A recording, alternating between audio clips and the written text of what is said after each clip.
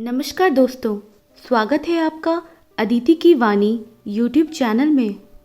दोस्तों, आज मैं आपको एक हॉरर कॉमेडी सुनाने जा रही हूँ।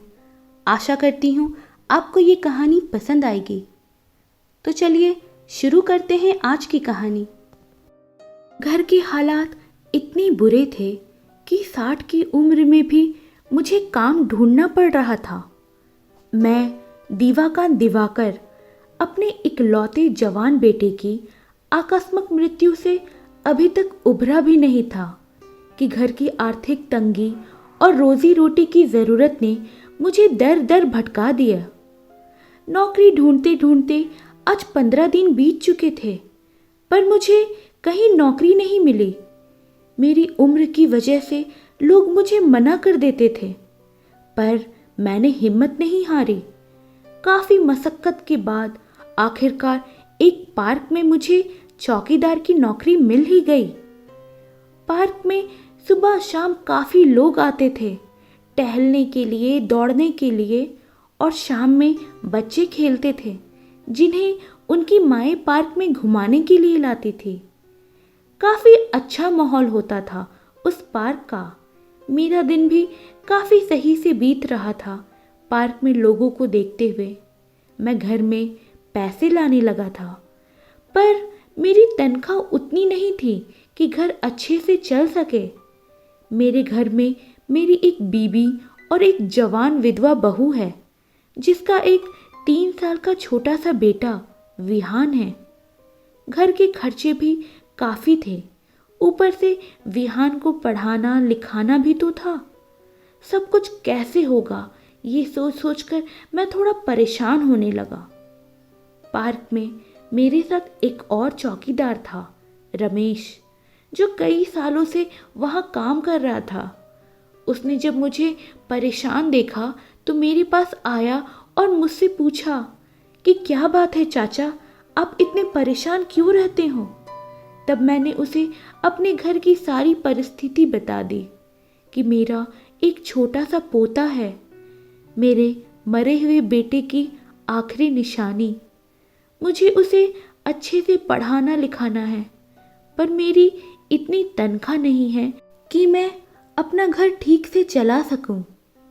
इस पर चौकीदार रमेश ने कहा, चाचा, यहाँ सामने एक पुरानी हवेली है जिसमें बस एक बुढ़िया रहती है, जिसके पास बहुत धन दौलत है। मैं पहले वहीं चौकीदार का काम करता था, पर वो बुढ़िया मुझे बहुत अजीब लगती थी और वहाँ अकेले काम करने में मुझे अच्छा भी नहीं लगता था। इसीलिए मैंने वो काम छोड़ दिया। पर उस बुढ़िया की अब कुछ उम्र हो रही होगी, उसे किसी देखभाल करने वाले की ज़रूरत होगी। अगर आपकी बीबी या बहू कोई उसकी देखभाल का काम कर सकते हो तो एक बार उस बुढ़िया से जाकर मिल लो और बात करके देख लो। वो बुढ़िया आपको अच्छे पैसे भी देगी। दिवाकांत ने कहा, ठीक है, मैं इस बारे में अपने घर में बात करता हूँ। शाम को घर पहुँचते ही दिवाकांत ने अपनी बीबी और बहू के सामने ये सारी बातें रख दी। बहू ने कहा, मैं कल ही जाकर उस बुढ़िया से बात करती हूँ पिताजी। माँ जी की तो उम्र हो रही है, वे ये काम नहीं कर पाएंगी। वे घर में रहकर विहान की देखभाल करेंगी और मैं उस बुढ़िया के घर काम कर लूँगी। अगली सुबह बहू जल्दी से घर के काम निपटाकर विहान को तैयार कर उसे अपनी सास के पास छोड़ जाती है और उस हवेली में उस बुढ़िया से मिलने चली जाती है। हवेली पहुँचते ही जब बहू ने उस बुढ़िया को देखा तो उसके काफ़ी बिखरे बाल थे, आंखें हरी हरी थी, पर चेहरे पर एक तेज था। बुढ़िया ने बहू को देखते ही जोर से पूछा, कौन हो तुम और मेरी हवेली में क्या कर रही हो। बहू पहले तो एकदम से घबरा गई, पर फिर खुद को शांत करते हुए उसने अपनी परेशानी उस बुढ़िया के सामने रखी और कहा कि अगर आपके पास मेरे लायक कोई काम हो तो मुझे ज़रूर बताइएगा, मेरी काफ़ी मदद हो जाएगी। बुढ़िया की आवाज काफी तेज थी। उसने चीखते हुए जोर से पूछा, तो क्या नाम है तुम्हारा? बहू ने हकलाते हुए दबी हुई आवाज में कहा, मैं मंदिरा। मैं मंदिरा? ये कैसा नाम है? बुढ़िया ने कहा। बहू ने फिर से कहा, मेरा नाम मंदिरा है। अच्छा, मंदिरा नाम है तुम्हारा, तो क्या क्या काम कर लेती हो तुम? बुढ़िया ने पूछा। जी, मैं घर के सारे काम कर लेती हूँ, खाना बनाना, बर्तन मांजना, सभी कुछ, और बाकी आप जो कहेंगी मैं वो भी कर लूँगी, मंदिरा ने बड़े आराम से धीरे धीरे कहा। अच्छा, तो मैं जो कहूँगी तुम वो कर लोगी? तो चलो, मेरे बिखरे हुए बालों में तेल लगाकर मेरी 2 चोटी बना दो। बुढ़िया ये कहते ही हंसने लगी। मंदिरा ने सामने मेज पर रखे तेल के डिब्बे को उठाया और उस बुढ़िया के सर की अच्छे से मालिश करते हुए उसके बालों पर तेल लगा दिया और 2 चोटी बना दी। बुढ़िया खुद को आईने में देखकर खुश हो रही थी, पर फिर अचानक ही उसने जोर से चीखते हुए कहा, ये क्या लड़की, तुमने मेरे सर पर मिट्टी का तेल लगा दिया? क्या तुम मुझे जलाकर मारना चाहती हो? मंदिरा एकदम से घबरा गई और उस बुढ़िया की इतनी तेज आवाज सुनकर एकदम से रोने लगी। मंदिरा को रोता देख बुढ़िया जोर जोर से हंसने लगी और सामने रखे लैंप की लौ से उसने अपने बालों में आग लगा लिया। आग की लौ इतनी तेज थी कि कुछ सेकंड्स में ही उस बुढ़िया के बाल जलकर राख हो गए और वो बुढ़िया टकली हो गई। बुढ़िया की ऐसी हरकत देखकर मंदिरा एकदम से घबराकर वहां से जाने लगी। जैसे ही मंदिरा हवेली के मुख्य द्वार पर पहुंची, दरवाजा खुद ब खुद बंद हो गया। मंदिरा डर के मारे 4 कदम पीछे हो गई। फिर जब उसने बुढ़िया की ओर देखा तो देखती है कि बुढ़िया के बाल वापस आ गए हैं और बुढ़िया के बाल पहले की तरह बिखरे हुए हैं। मंदिरा को कुछ समझ ही नहीं आ रहा था कि ये उसके साथ क्या हो रहा है। वो चुपचाप बुढ़िया के पास जाती है और कहती है, माँ जी मुझे माफ़ करिए, मैं यहाँ काम नहीं कर पाऊंगी, मैं वापस अपने घर जाना चाहती हूँ। बुढ़िया मंदिरा की ओर देखती है और हंसने लगती है और कहती है, ठीक है चले जाना, पर जरा मुझे वो तेल तो उठा कर दो जो तुमने मेरे बालों पर लगाया था। मंदिरा जैसे ही उस तेल के डब्बे को उठाकर बुढ़िया को देती है तो वो देखती है बुढ़िया के वापस से 2 चोटी बंधे हुए हैं और वो बुढ़िया उसी की ओर देखे मुस्कुराए जा रही है। मंदिरा कुछ थोड़ा थोड़ा समझ जाती है कि ये कोई आम बुढ़िया नहीं है, इसे कुछ जादुई शक्ति प्राप्त है।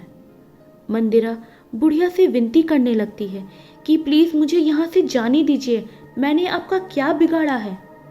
बुढ़िया जोर जोर से हंसने लगती है और कहती है, यहाँ लोग आते हैं अपनी मर्जी से पर जाते हैं मेरी मर्जी से। मंदिरा अपना सर पकड़कर जमीन में बैठकर रोने लगती है और कहती है, प्लीज मुझे जाने दीजिए, मेरा एक छोटा सा 3 साल का बेटा है विहान, अगर आप मुझे इस हवेली में कैद करके रखोगी तो मेरे बेटे का क्या होगा। बुढ़िया जब उसे रोता हुआ देखती है तो उसे मंदिरा पर दया आ जाती है। बुढ़िया ने मंदिरा से कहा, ठीक है जाओ तुम, मैं तुम्हें अपनी तरह इस हवेली में कैद नहीं करूंगी। अपनी तरह कैद? क्या मतलब? मंदिरा ने पूछा। हाँ, मैं यहाँ कई सालों से कैद हूँ, मैं एक जिन हूँ। मुझे कई सालों के तंत्र विद्या और आराधना से मेरे हुक्म और इस हवेली के मालिक ने प्रकट किया था। मैं उनका सेवक, उनका गुलाम था, पर मैं उतना होशियार नहीं था, मुझसे थोड़ी बहुत गलती हो जाती थी। जब कभी मेरे हुक्म मुझे कोई काम देते थे तो मैं उसमें गड़बड़ कर देता था। चाय में चीनी की जगह नमक, तो सब्जियों में मसालों की जगह पाउडर मिला देता था, क्योंकि मैं रंगों को पहचान नहीं पाता था और हर कुछ मुझे हरा हरा ही दिखता था। एक दिन मेरे मालिक ने मुझे सर में तेल लगाने को कहा, तो मैंने गलती से उनके सर में मिट्टी का तेल लगा दिया और दिए की लौ से उनके सारे बालों में आग लग गई। और जब मैंने सर में सूखी मिट्टी डालकर आग को बुझाने की कोशिश की, तो गलती से मैंने सूखी मिट्टी की जगह सूखे लाल मिर्च डाल दिए उनके आग में झुलसे सर पर। मेरे हुक्म को बहुत तकलीफ हुई। वो दर्द और जलन से चीख रहे थे और गुस्से में आकर उन्होंने मुझे इस हवेली में कैद कर दिया। कुछ 5 साल तक उन्होंने मुझे बहुत सिखाने की कोशिश की कि मैं रंगों को समझ सकूं और अपने काम में कोई गड़बड़ ना करूं, तब वह मुझे इस हवेली से आज़ाद कर देंगे। पर मैं इतना बेवकूफ़ था कि मैं कुछ सीख ही नहीं पाया। और तब मेरे हुक्म ने मुझे जिन से एक बूढ़ी औरत का रूप दे दिया, ताकि लोगों को मुझ पर शक ना हो। और एक दिन अचानक ही मेरे हुक्म की मृत्यु हो गई। और आज 150 साल बाद भी मैं इस हवेली में ही कैद हूँ। पर आज तक मैं स्वादिष्ट खाना नहीं बना पाता हूँ और हर दिन बेस्वाद फीका खाना खाता हूँ। मैं अब बोर हो गया हूँ इस हवेली में। पर मंदिरा ने कहा, तो क्या आप कभी इस हवेली से आजाद नहीं हो पाओगे? जिन ने कहा, नहीं नहीं, ऐसा नहीं है। मेरे हुक्म फिर से जन्म लेंगे और वो ही मुझे यहाँ से आजाद कराएंगे। पर आप अपने मालिक को कैसे पहचानोगे, वो भी इतनी सालों बाद? और आप तो यहाँ 150 साल से कैद हो, तो आपको कैसे पता चलेगा कि आपके मालिक का जन्म कब होगा? मंदिरा ने पूछा। जिन ने कहा, मेरे हुक्म ने मुझसे कहा था कि उनका दोबारा जन्म होगा और वो भी 150 साल बाद, और वो वापस इस हवेली में आकर खुद ही मुझे आज़ाद कर देंगे। और उन्होंने मुझसे ये भी कहा था कि तब तक मैं इस हवेली का अच्छे से ध्यान रखूं। इतने में मंदिरा पूछती है, पर आप उन्हें पहचानोगे कैसे इतने सालों के बाद? तब जिन ने कहा कि मेरे हुक्म के पीठ पर एक छोटा सा नाग बना हुआ है और वो नाग हरे रंग का है, और इसीलिए मुझे भी हर चीज़ हरे हरे रंग का दिखता है। और अभी तक तो मेरे हुक्म का जन्म भी हो चुका होगा और वो करीब 2-3 साल के होंगे। क्या? मंदिरा ने चौंकते हुए कहा। नाग, वो भी पीठ में और ऊपर से हरे रंग का। मेरे बेटे विहान के पीठ में भी एक छोटा सा नाग बना हुआ है जो कि हरे रंग का ही है, और विहान अभी 3 साल का भी है। जिन एकदम से शांत हो गया। उसकी आंखों में एक चमक सी उभर पड़ी। वो मंदिरा के पैरों में गिरकर उससे आज के अपने नादानियों के लिए माफ़ी मांगने लगा और कहने लगा कि आप मेरे हुक्म की माँ हो, आप मेरे लिए सबसे ऊपर हो। मुझे मेरी गलतियों के लिए माफ़ कर देना माँ, और मेरे हुक्म को मुझसे मिला दो माँ। मंदिरा तुरंत वहाँ से उठकर जाने लगती है और अगले ही कुछ वक्त में वो विहान को लेकर इस हवेली में आ जाती है। विहान के हवेली में आते ही हवेली की रंगत एकदम से बदल जाती है। हवेली एकदम से नया नया सा दिखने लगता है। जिन विहान के पैरों के पास आकर बैठ जाता है। जैसे ही विहान ने उस जिन को छुआ तो वो जिन वापस अपने असली रूप में आ गया। मंदिरा भी ये देखकर एकदम से चौंक गई। जिन अब आज़ाद हो चुका था। अब वो फिर से अपने असली रूप में था, अपने मालिक के साथ।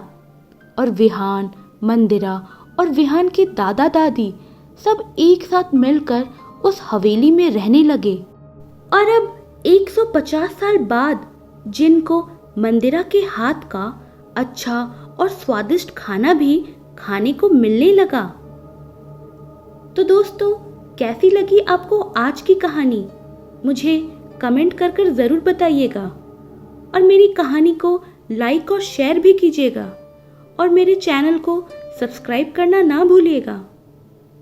Thank you.